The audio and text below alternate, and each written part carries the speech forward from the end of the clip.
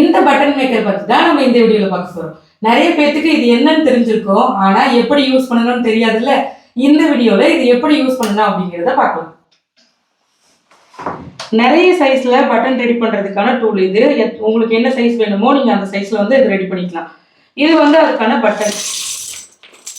இதில் எத்தனை சைஸ் இருக்கோ அத்தனை சைஸுக்குமே இந்த மாதிரி பட்டன்ஸ் கிடைக்கும். நம்ம கடைகளில் வாங்கிக்கணும்.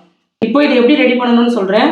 இதில் வந்து ஒன்று இந்த மாதிரி சமமாகவும், இன்னொன்று இந்த மாதிரி லாக் போகிற டைப்லேயும் இருக்கும். இது ரெண்டு வச்சு தான் நம்ம வந்து பட்டன் ரெடி பண்ண போகிறோம். ஃபஸ்ட்டு இந்த மாதிரி ஒரு 2 கிளாத் எடுத்துக்கோங்க.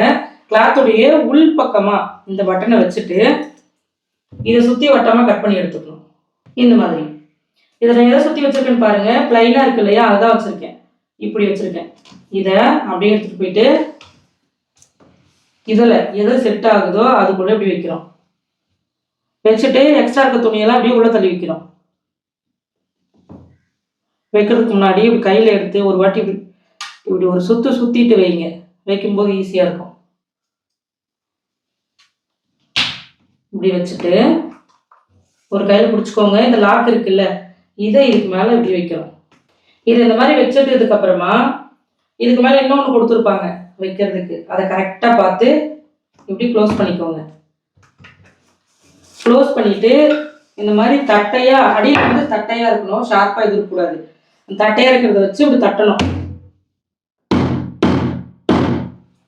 ஒரு 2-3 வாட்டி நல்லா ஸ்ட்ராங்காக தட்டினதுக்கப்புறம் எடுத்து பாருங்க. இந்த மாதிரி தட்டிட்டு எடுத்தீங்கன்னா சூப்பராக உங்களுக்கு பட்டன் ரெடி ஆகிடும். இது உள்ளார இருக்கிற ஹோல்ஸ் வச்சு நீங்கள் ட்ரெஸ்ஸில் ஸ்டிச் பண்ணிக்கலாம். உங்களுக்கு என்ன சைஸில் வேணாலும் இதே மாதிரி பட்டன் நிறைய வந்து ரெடி பண்ணிக்கோங்க. இந்த மாதிரி